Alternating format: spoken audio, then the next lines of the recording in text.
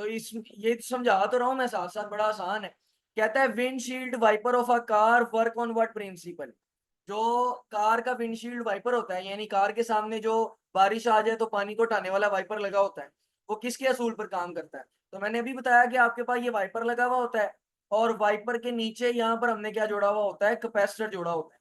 अब जब capacitor charge होता है तो करंट इस डायरेक्शन में फ्लो करता है, क्लॉकवाइज।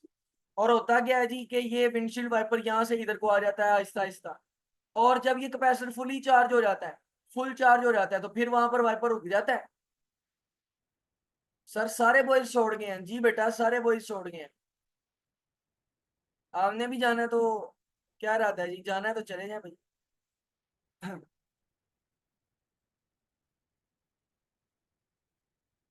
हाँ जी, तो हमारे पास जो वाइपर है, जब कैपेसिटर फुली चार्ज हो रहा होता है तो वो चार्जिंग में करंट इस डायरेक्शन में फ्लो करता है, तो आपका वाइपर इधर को आ जाता है। और जब डिसचार्जिंग होती है तो करंट की डायरेक्शन ऑपोजिट हो जाती है, और ऑपोजिट डायरेक्शन की वजह से वो वाइपर ऑपोजिट डायरेक्शन में चला जाता है। इस तरह से फिर वाइपर ऐसे आगे पीछे मूव करता है। ठीक है जी। तो आपने इस एमसीक्यू के ऑप्शन बताने हैं।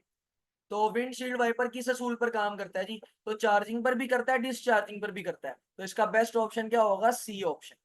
जी बेटे, अब समझ आ गई है ये?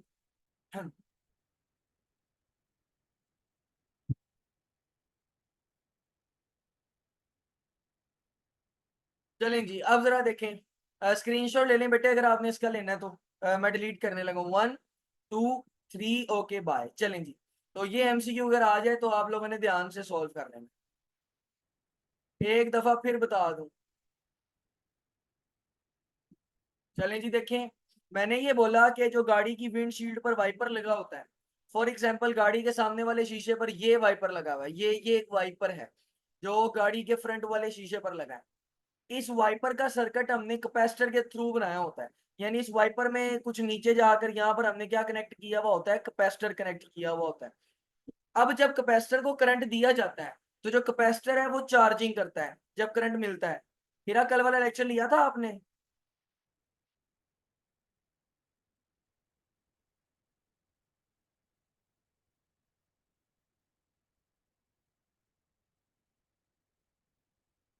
फिर तो समझ आ जानी चाहिए। बहरहाल जरा देखें जी, शुरू में स्टेप वन में जो कैपेसिटर है आपका, स्टेप वन में लिख देता हूँ। स्टेप वन में जो कैपेसिटर है आपका वो क्या करता है? चार्जिंग। और जब कैपेसिटर चार्जिंग करता है तो करंट बहता है क्लॉकवाइज, इस तरह से, इस डायरेक्शन में। तो जब करंट क्लॉकवाइज बहेगा तो आपका ये वाइपर इस तरफ को आएगा, क्योंकि करंट फ्लो कर रहा है ना, तो मोटर लगी हुई है। जब करंट फ्लो कर रहा है, मोटर के ऊपर एक तरफ करंट आएगा, तो मोटर इस तरफ को इसको रोटेट कर देगी, ये आपका वाइपर आ जाएगा। तो आपने देखा कि पहले वो वाइपर इधर जाता है ऐसे, जब बारिश होती है तो जो कार का वाइपर है आगे लगा हुआ, उसको ऑन करते हैं तो वो ऐसे आगे जाता है। और फिर कुछ वक्त के बाद जब स्टेप टू आता है, और स्टेप टू में फिर हमने कल पढ़ा था कि कैपेसिटर जो है वो क्या हो जाता है? डिस्चार्ज हो जाता है। तो this was a step two. और स्टेप टू में क्या होता है जी? स्टेप टू में ये होता है कि जो आपका कैपेसिटर आपने लगाया हुआ है वो हो जाता है डिस्चार्ज। डिस्चार्ज में जो करंट है वो उल्टा फ्लो करता है, ऑपोजिट डायरेक्शन। अब जब करंट ऑपोजिट डायरेक्शन में फ्लो करेगा तो मोटर भी ऑपोजिट डायरेक्शन में मूव करेगी, और ये वाइपर अब इस तरफ से इस तरफ को आएगा ऐसे। ये यहाँ पर आपका क्या बन जाएगा? वाइपर बन जाएगा। ठीक है बेटे, समझ आ गई बात? जी रा बच्चे, समझ आई है? चलें बेटा, अब अगर किसी ने स्क्रीनशॉट लेना है तो वो ले सकता है, जल्दी से ले लें। मैं अपनी वीडियो बंद कर रहा हूँ, लाइट चली गई है इस वजह से।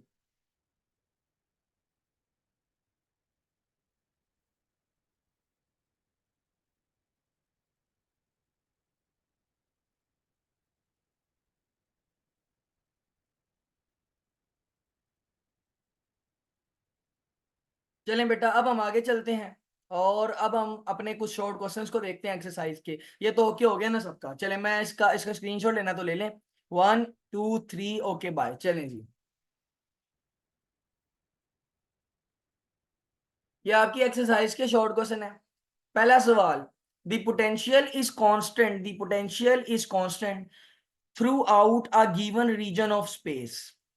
स्पेस के किसी इलाके में जो पोटेंशियल है वो कांस्टेंट है। आपने बताना है कि इलेक्ट्रिकल फील्ड जीरो होगी या नॉन जीरो होगी। अब जरा बात को आपने ना तवज्जो से समझना है। इलेक्ट्रिकल फील्ड का क्या मतलब होता है? इलेक्ट्रिकल फील्ड का मतलब होता है इलेक्ट्रिक फील्ड इंटेंसिटी, ये बात याद रखनी है। इलेक्ट्रिकल फील्ड का क्या मतलब होता है बच्चे? इलेक्ट्रिकल फील्ड का मतलब होता है इलेक्ट्रिक फील्ड इंटेंसिटी। अच्छा बेटा, अब ना आंखें खोल के बात को समझिएगा। सवाल की कंडीशन में वो आपको क्या कह रहा है? एक्चुअली में सवाल की कंडीशन में वो ये कह रहा है, लेट से आपके पास एक पॉजिटिव चार्ज पड़ा है, लेट से ये एक पॉजिटिव चार्ज है, और इस पॉजिटिव चार्ज में हर आपको पता है इलेक्ट्रिक फील्ड लाइंस कहाँ को आती हैं? बाहर को आती हैं।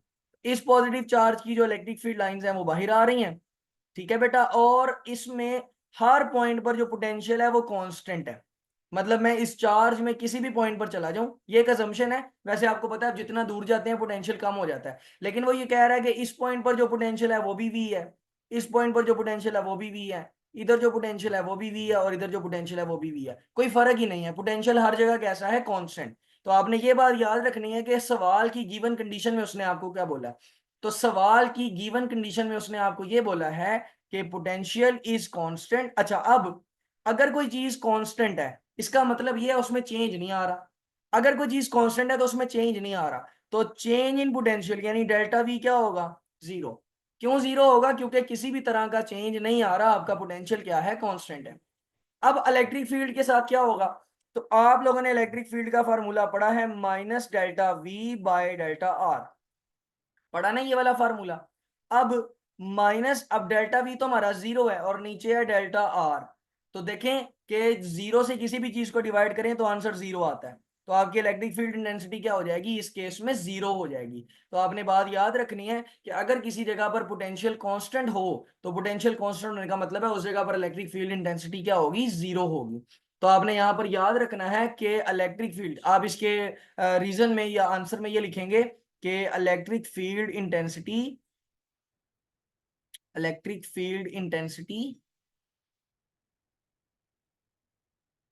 Is zero when potential is constant. अगर पोटेंशियल कांस्टेंट होगा तो इलेक्ट्रिक फील्ड इंटेंसिटी क्या होगी? जीरो होगी। जी बेटा, ये बात समझ में आई है? पहला सवाल क्लियर है सबको? ये हालांकि मैंने पहले भी पढ़ाया, लेकिन आज मैंने दोबारा पढ़ा दिया है, काफी बच्चों ने नहीं पढ़ा हुआ था। जी बेटे, तो ये वाला सवाल समझ आया? अगर किसी को कोई प्रॉब्लम है तो मैं दोबारा बता देता हूँ। जल्दी रिस्पॉन्ड करें बेटा, मैंने आगे भी पढ़ाने हैं।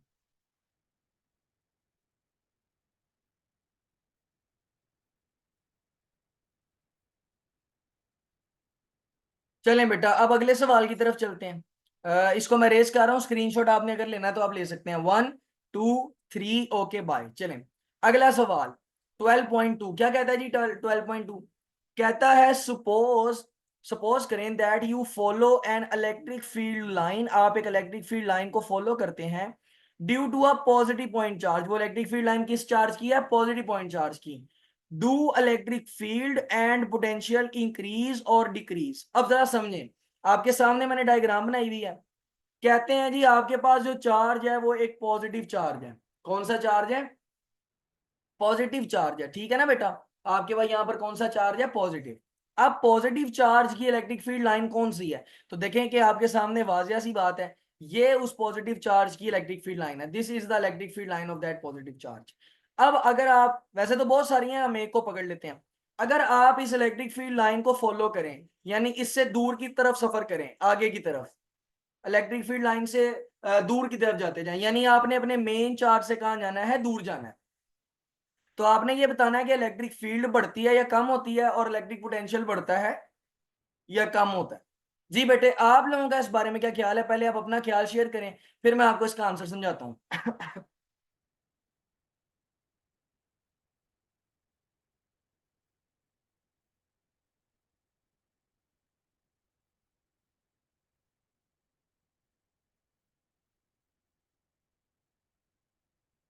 जी, सबका कहना है जी डिक्रीज होता है। ठीक है बेटा, अब जरा देखिएगा कि असल में इसके पीछे क्या रीजन है। देखें जी, आप लोग पहले तो यहाँ पर आप लिखेंगे कि एज वी नो, जैसा कि हमें पता है, आप लोगों ने इलेक्ट्रिक फील्ड इंटेंसिटी का फार्मूला पढ़ा है। Electric field due to a point charge का फार्मूला होता है के क्यू बाय आर स्क्वायर। यही बात है। और यहां से आप ये सादा सी बात बता सकते हैं कि electric field intensity is inversely proportional to R का स्क्वायर। यानी जैसे जैसे आप चार से दूर जाते जाएंगे, आपकी इलेक्ट्रिक फील्ड क्या होती जाएगी, कमजोर होती जाएगी, क्योंकि वो इनवर्सली प्रोपोर्शनल है। यानी इसका मतलब सादा सा ये है कि जैसे जैसे आप दूर जाएंगे, यानी जैसे जैसे फासला ज्यादा होगा, वैसे वैसे आपकी इलेक्ट्रिक फील्ड क्या होती जाएगी, कम होती जाएगी। इस केस में आपने ये बात याद रखनी है कि यहाँ पर पहला पहला आंसर जो है ना वो आपका ये होगा कि इलेक्ट्रिक फील्ड विल डिक्रीज। जो इलेक्ट्रिक फील्ड है ऐसा करने से वो क्या हो जाएगी, डिक्रीज हो जाएगी। अच्छा, अब जरा दूसरे हिस्से की तरफ चलते हैं। दूसरे हिस्से में आपने पोटेंशियल की बात करनी है। एमई जलानी है, क्या कर रहे हो आप, पोटेंशियल की बात कर लेते हैं। पोटेंशियल में आप बोलेंगे जी एस वी नो, जैसा कि हमें पता है। अच्छा, अब आपको मैंने एक टॉपिक पढ़ाया था, potential due to a point charge, याद है ना, potential due to a point charge. उसमें हमने ये इक्वेशन निकाली थी, V is equal to 1/4 pi epsilon naught dot Q over R। ये इक्वेशन याद है आप लोगों को, वोल्टेज की इक्वेशन निकाली थी due to a point charge. अगर आप अब इस इक्वेशन में गौर से देखें तो जो आपके वोल्टेज हैं वो फासले के इनवर्सली प्रोपोर्शनल है। तो ये फिर से वही बात हो गई। अब आप जितना ज्यादा दूर जाएंगे, यानी जितना ज्यादा फासला आपका हो जाएगा, आपके वोल्टेज उतने क्या हो जाएंगे, कम हो जाएंगे। तो इसमें आपने बात याद रखनी है, बड़ी सादा सी बात है कि इलेक्ट्रिक पोटेंशियल विल डिक्रीज।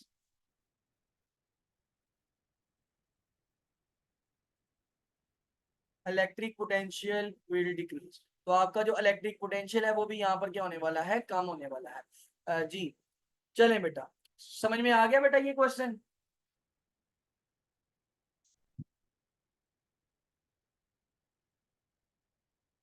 जी बच्चे, समझ में आया कि नहीं आया, आ गया। चलें बेटा, स्क्रीनशॉट ले लें इसका, रेस करने लगा हूँ, 1 2 3 करूंगा। 1 2 3, ओके बाय। चलें बेटा, अगला सवाल। अब ये क्या कहता है जी, ये सवाल कहता है जी कि how can you identify which plate of capacitor is positively charge. आप आइडेंटिफाई कैसे करेंगे कि कैपेसिटर की कौन सी प्लेट पॉजिटिवली चार्ज है। फॉर एग्जाम्पल, अगर मैं कैपेसिटर की एक ही प्लेट उठाता हूँ, लेट से कैपेसिटर की ये एक ही प्लेट मैंने उठाई है, दूसरी वाली प्लेट मैंने छुपा दी कहीं, और इस प्लेट पे कौन सा चार्ज है, पॉजिटिव। अगर मुझे नहीं पता कि इस पे पॉजिटिव चार्ज है, तो मैं कैसे बताऊंगा इस पे पॉजिटिव चार्ज। अगर मुझे नहीं पता कि इस पे पॉजिटिव चार्ज है, तो मैं कैसे बताऊंगा इस पे पॉजिटिव चार्ज, ये बताना है आपने। अब जरा देखें, ये आप इंस्ट्रूमेंट 10 क्लास में पढ़कर आए हैं। इस इंस्ट्रूमेंट का नाम होता है इलेक्ट्रोस्कोप। जी बच्चे, कुछ याद है इसके बारे में? जिन स्टूडेंट्स ने मेरे से पढ़ा था उनको तो याद होना चाहिए। ये आपके पास होती है ब्रास डिस्क, यहाँ पर आपके पास लगा हुआ है इंसुलेटर, ये आपके पास है गोल्ड लीफ, यही 3 बातें आपने याद रखनी है, और ये आपके पास है ब्रास रोड। अब आपने करना क्या है, किसी एक प्रोसेस से, मैं वो प्रोसेस यहाँ पर समझाऊंगा नहीं दोबारा, क्योंकि 10 क्लास में पढ़ लिया था हमने। आपने यहाँ पर क्या करना है जी, कि take a positively charge electroscope, किसी एक पॉजिटिवली चार्ज इलेक्ट्रोस्कोप को आपने उठाना है। जैसे मैंने यहाँ पर एक पॉजिटिवली चार्ज इलेक्ट्रोस्कोप की डेफिनेशन बनाई है। ये पूरे इलेक्ट्रोस्कोप पे कौन सा चार्ज है, पॉजिटिव चार्ज है। बस ये थोड़ी स्कीमेटिक डायग्राम है, ये आपका वही डिस्क है, brass disc. This is the rod, ये आपकी रॉड है, और ये आपके पास क्या है, गोल्ड लीफ। अब ये जो इलेक्ट्रोस्कोप है, ये पहले से ही कौन सा चार्ज है, पॉजिटिव चार्ज है। सर टेस्ट चार्ज से नहीं डिटेक्ट कर सकते? बेटा कर सकते हैं, लेकिन आप टेस्ट चार्ज पकड़ेंगे कैसे, लाएंगे कहाँ से? ना तो हम चार्ज देख सकते हैं, ना पकड़ सकते हैं, तो चार्ज कैसे पकड़ेंगे टेस्ट चार्ज से, बताएं जरा। आपके जहन में कोई इससे अच्छा ख्याल है तो वो बता दें, हम उससे कर लेते हैं। जी रा, आप टेस्ट चार्ज कैसे पकड़ेंगी? वो कौन सी को मुर्गी है कि भाग भूख के पकड़ लेंगे? सलमान तो वैसे नहीं बख्शते मुर्गियों।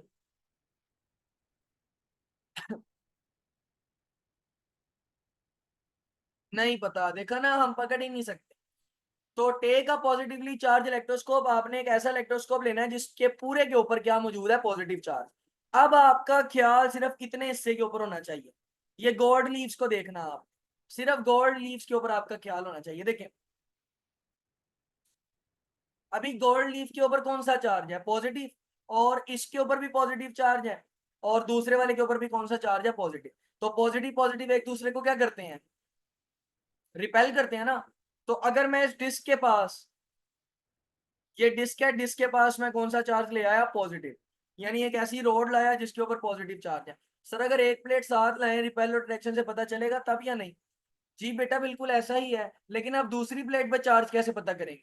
अगर आप दो प्लेट्स आपस में लाए हैं, दोनों में ट्रैक्शन हो रही है, तो कैसे पता चलेगा किस पे पॉजिटिव है किस पे नेगेटिव है? असल में वही पता लगाने की कोशिश कर रहे हैं। Sir can we say that it means that, no no बेटा, as a whole capacitor neutral होता है लेकिन उसकी प्लेट न्यूट्रल नहीं होती। As a whole capacitor neutral होता है लेकिन उसकी प्लेट न्यूट्रल नहीं होती। बेटा फिर समझ लें, आप, उसने आपसे पूछा है कि कैपेसिटर की, देखें, आप कैपेसिटर की दो प्लेट्स को करीब लाए, दोनों में अट्रैक्शन थी, तो एक पॉजिटिव होगा एक नेगेटिव, लेकिन सवाल ये है कि कौन सा पॉजिटिव होगा और कौन सा नेगेटिव होगा, ये कैसे पता चलेगा? तो उसके लिए हमें पॉजिटिव का पता चल जाएगा, तो जाहिर सी बात है दूसरी कौन सी होगी, नेगेटिव। तो पॉजिटिव प्लेट का पता लगवाना है हमने। अब देखें कि ये डिस्क के पास मैं कौन सी प्लेट लाया हूँ, डिस्क के पास मैंने कौन कौन सी रोड लाया हूँ, पॉजिटिव। तो ये कैपेसिटर की पॉजिटिव प्लेट है। ठीक है बेटा, this is the positive plate, positive plate of capacitor. अब इस प्लेट के जो पॉजिटिव चार्ज है, वो इस रोड के ऊपर मौजूद पॉजिटिव चार्ज को क्या करेंगे, रिपेल करेंगे ना। जो आपकी कैपेसिटर की प्लेट के ऊपर पॉजिटिव चार्ज है, वो इलेक्ट्रोस्कोप में मौजूद पॉजिटिव चार्ज को कहेंगे भागो भागो भागो, दूर भागो यहाँ से, रिपेल करेंगे, नफरत करेंगे। अब जब वो रिपेल करेंगे, तो ऊपर वाले इलाके में से, यहाँ में से बहुत सारे पॉजिटिव चार्ज किस जगह आ जाएंगे, लीव्स के अंदर आ जाएंगे, क्योंकि ऊपर से उनको पुलिस फेंक रही है, नीचे भागो, नीचे दफा हो जाओ, नीचे दफा हो जाओ। तो ऊपर से जितने भी पॉजिटिव चार्जेस हैं वो धक्का लगाएंगे नीचे की तरफ, तो नीचे ये जो गोल्ड लीव है, इस गोल्ड लीव में पॉजिटिव चार्ज क्या हो जाएंगे, ज्यादा। तो जब गोल्ड लीव में पॉजिटिव चार्ज ज्यादा हो जाएंगे, जैसे लेट से पहले गोल्ड लीव कुछ ऐसे थे, दोनों पे तीन तीन पॉजिटिव चार्ज थे और रिपल्जन की वजह से दूर दूर पड़े हुए थे, लेकिन जैसे ही पॉजिटिव चार्ज ज्यादा होंगे, इन गोल्ड लीव्स के दरमियान जो रिपल्जन है वो भी क्या हो जाएगी, ज्यादा। तो अब इनके ऊपर जो चार्ज है वो पहले से ज्यादा आ चुका है, और ज्यादा चार्ज आने की वजह से उनकी डिफ्लेक्शन भी क्या हो जाएगी, ज्यादा। तो जब ये डिफ्लेक्शन ज्यादा हो जाए, तो मैं बोलूंगा कि जो आपकी प्लेट है वो कौन से उसके ऊपर कौन सा चार्ज है, पॉजिटिवली चार्ज। तो आपने अगर ये बताना है कि कैपेसिटर की कौन सी प्लेट पर पॉजिटिव चार्ज है, तो बेटा आपने करना ये है कि एक पॉजिटिव चार्ज का इलेक्ट्रोस्कोप लेना है, उसकी डिस्क के पास आपने अपनी पॉजिटिव चार्ज की प्लेट रख देनी है। प्लेट के पॉजिटिव चार्ज डिस्क के पॉजिटिव चार्ज को रिपेल करेंगे, इलेक्ट्रोस्कोप की डिस्क के पॉजिटिव चार्ज गोल्ड लीफ में जमा हो जाएंगे, गोल्ड लीफ में पॉजिटिव चार्ज बढ़ जाएंगे, और जब गोल्ड लीफ में पॉजिटिव चार्ज बढ़ जाएंगे, तो फिर उनकी डिफ्लेक्शन ज्यादा हो जाएगी और आपको पता चल जाएगा कि कैपेसिटर की कौन सी प्लेट पे पॉजिटिव चार्ज है। वैसे ये सारा कॉन्सेप्ट आप लोगों ने 10 क्लास की फिजिक्स में पढ़ा था जी बच्चे। अगर कोई सवाल है, कोई प्रॉब्लम है, कोई मसला है तो पूछें जल्दी से, नहीं तो मैं अगला सवाल पढ़ाता हूँ। उतनी देर इसका स्क्रीनशॉट भी ले लें। 1 2 3 ओके बाय, चलें। अब आप मुझे बता दें अगर कोई आपका इसमें कंफ्यूजन है आपको, तो मैं दोबारा बता देता हूँ जी।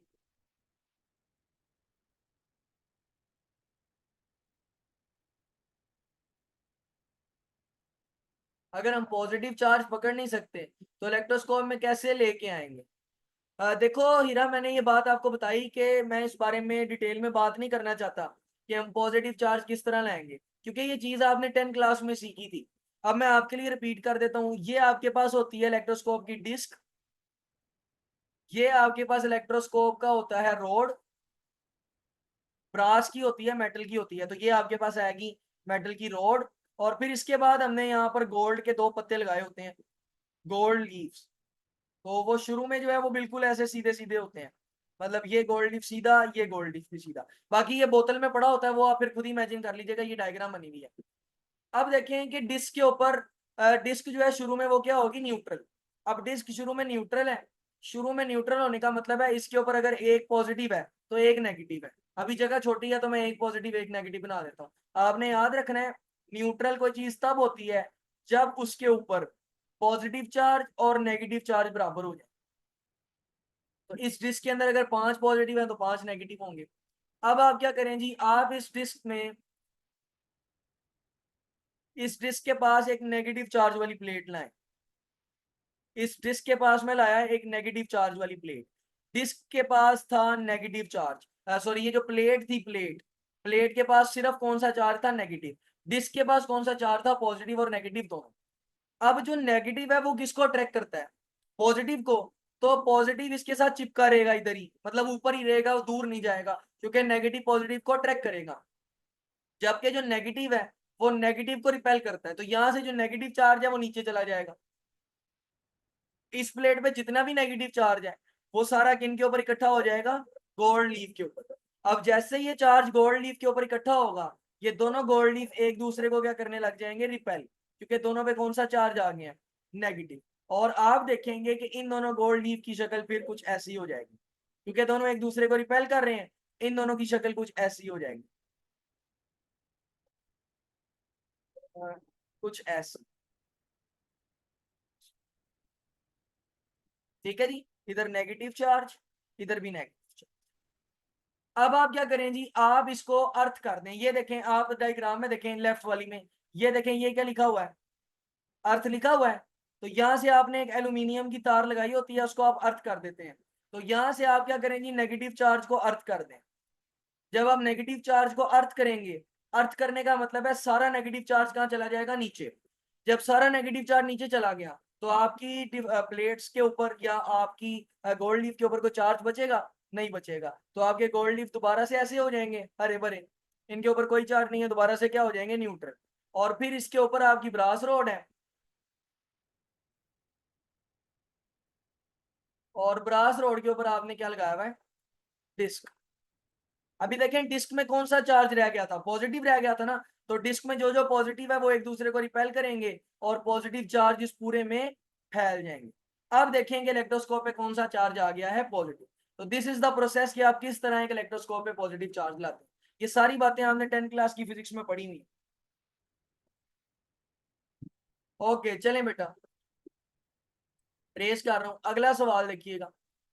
12.4, describe force on a positive charge.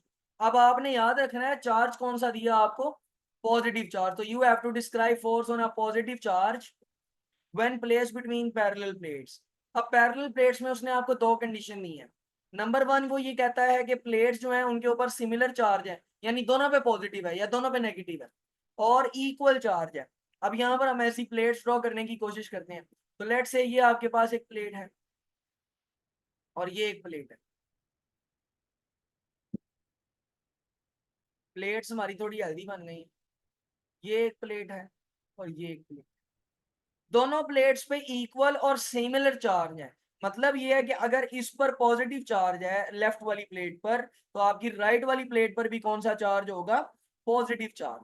और फिर आपने ये बताना है कि अगर मैं इनके सेंटर में एक पॉजिटिव चार्ज रख दूं, इधर मैं एक पॉजिटिव चार्ज रख दूं, तो आपने बताना है कि उसके ऊपर इलेक्ट्रिक फील्ड कितनी लगेगी। बेटा आप जरा तवज्जो से बात को समझना। आपकी जो ये पहली वाली प्लेट है, हम इसका नाम रख देते हैं प्लेट ए, प्लेट ए। और दूसरी प्लेट का नाम रख देते हैं प्लेट बी।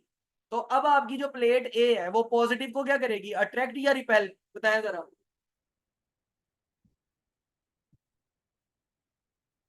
तो ये वाली पॉजिटिव पॉजिटिव को रिपेल करेगी और हमारी इलेक्ट्रिक फील्ड कहां को लगेगी, इस साइड। ये आपकी इलेक्ट्रिक फील्ड की डायरेक्शन है।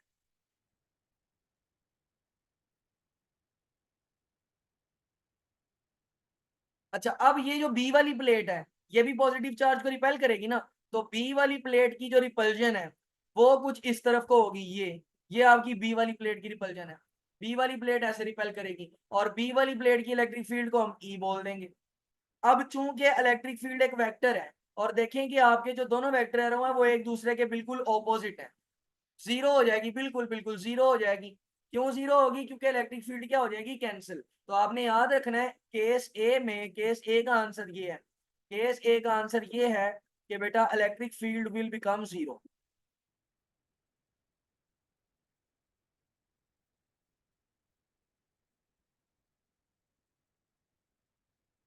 ठीक हो गया बेटा।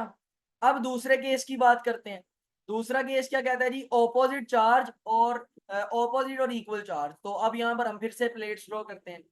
ये आपके पास एक प्लेट है which will have a positive charge, ये आपके पास दूसरी प्लेट है which will have a negative charge. अब यहाँ पर हम ड्रॉ कर लेते हैं जी। पहले वाली प्लेट पर है जी पॉजिटिव चार्ज, और दूसरे वाली जो प्लेट है उसके ऊपर है जी नेगेटिव चार्ज। अब अगर यहाँ पर दरमियान में मैं एक पॉजिटिव चार्ज रखूं, ये फॉर एग्जांपल मैंने एक पॉजिटिव चार्ज रखा है, तो इसमें आपने याद रखना है पॉजिटिव पॉजिटिव को रिपेल करेगा, तो आपकी जो इलेक्ट्रिक फील्ड है उसकी डायरेक्शन होगी ये आपके पॉजिटिव की वजह से इलेक्ट्रिक फील्ड है, और जो नेगेटिव है वो पॉजिटिव को अट्रैक्ट करेगा, तो नेगेटिव की वजह से इलेक्ट्रिक फील्ड ये होगी। अब आप देखें तो दोनों इलेक्ट्रिक फील्ड की डायरेक्शन क्या है, सेम है ना। तो जब किसी वेक्टर की डायरेक्शन सेम हो तो वो क्या हो जाता है, ऐड हो जाता है। तो इसमें आपने याद रखना है आपका बी वाला आंसर क्या बनेगा जी, बी वाला आंसर ये है कि इलेक्ट्रिक फील्ड क्या हो जाएगी, मैक्सिमम।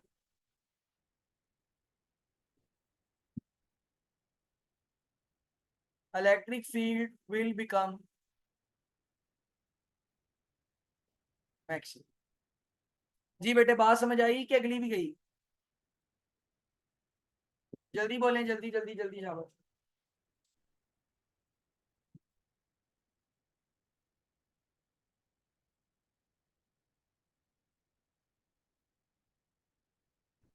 सर जी, इलेक्ट्रिक फील्ड की मुझे समझ नहीं आती है कि वो किस तरह बनेगी। जब एक तरफ रिपेल हो रहा है, एक तरफ अट्रैक्ट हो रहा है, तो फिर इलेक्ट्रिक फील्ड कैसे बनेगी?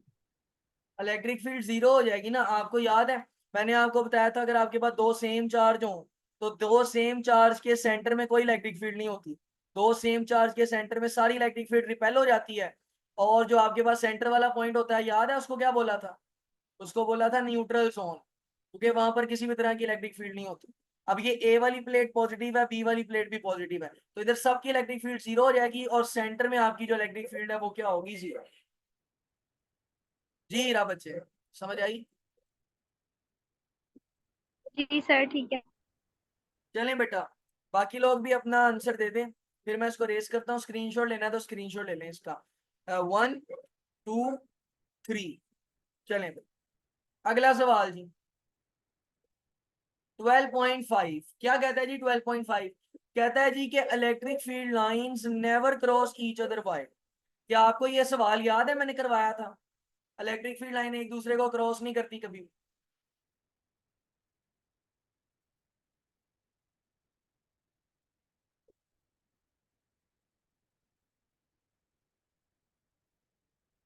अब देखें जी, आप एनिमेशंस देखें दोनों, ये जो आपके पास पहले वाली एनिमेशन है,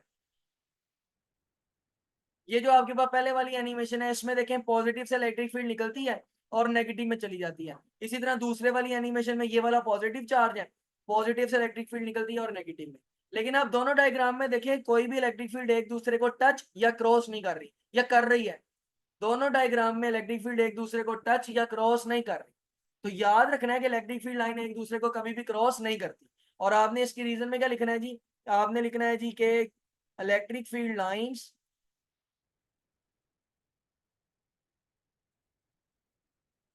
never cross each other. Electric field lines एक दूसरे को कभी भी क्रॉस नहीं करती। अब क्यों नहीं करती जी, क्योंकि बिकॉज दे आर वेक्टर, क्योंकि वो क्या है, वेक्टर है। ठीक है जी, और आपने याद रखना है कि vector can have only one direction, और एक वेक्टर की कितनी डायरेक्शन होती है, एक। अगर वो क्रॉस कर जाएंगी तो फिर एक डायरेक्शन नहीं बचेगी। जैसे अगर फॉर एग्जांपल ये आपकी एक इलेक्ट्रिक फील्ड है और ये आपकी एक इलेक्ट्रिक फील्ड है, अब इन्होंने एक दूसरे को क्रॉस नहीं किया, तो ये वाला केस पॉसिबल है, ऐसा हो सकता है मौत को छू के टक से वापस, यानी एक दूसरे को टच ना किया जाए। लेकिन अगर ये हो जाए जी शू शू, अब अगर आप गौर करें तो इलेक्ट्रिक फील्ड लाइन ने एक दूसरे को क्या कर लिया है, टच। टच करने का मतलब है हो सकता है इसकी डायरेक्शन ये हो सकता है इसकी डायरेक्शन ये हो। अब इस पॉइंट पर एक पॉइंट पर इलेक्ट्रिक फील्ड की दो डायरेक्शन तो नहीं हो सकती, इलेक्ट्रिक फील्ड की एक पॉइंट पर एक ही डायरेक्शन होती है। यहाँ पर कितनी डायरेक्शन हो गई, दो। तो जब दो डायरेक्शन नहीं हो सकती इसलिए ये वाला केस पॉसिबल नहीं। सर ऐसे भी तो कह सकते हैं कि पॉजिटिव से निकलती हैं और नेगेटिव में जाती हैं, लेकिन बेटा उससे आपका सवाल का कोई ताल्लुक नहीं है, क्योंकि सवाल ये कहता है कि टच क्यों नहीं करती है एक दूसरे को, उसको पॉजिटिव से नेगेटिव में जाने से कोई मसला नहीं है। वो आपसे ये कह रहा है कि पॉजिटिव से नेगेटिव में आई, अब पॉजिटिव में से आने वाली एक और इलेक्ट्रिक फील्ड लाइन हो तो वो ऐसे इसको क्रॉस करके जा सकती है भला, बीच वाली लाइन को? तो इसका जवाब दे रहा हूं कि नहीं कर सकती, क्योंकि फिर इस पॉइंट पर इलेक्ट्रिक फील्ड की एक डायरेक्शन ये हो जाएगी और एक डायरेक्शन ये हो जाएगी। तो इलेक्ट्रिक फील्ड की तो एक ही डायरेक्शन होती है, दो तो नहीं होती, क्योंकि वो वेक्टर है। बात समझ आई बच्चे? फिर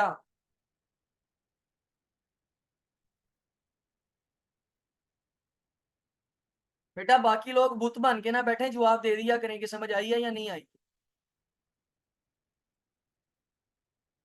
स्क्रीनशॉट लें इसका। 1 2 3 ओके बाय। चलें जी, अगला सवाल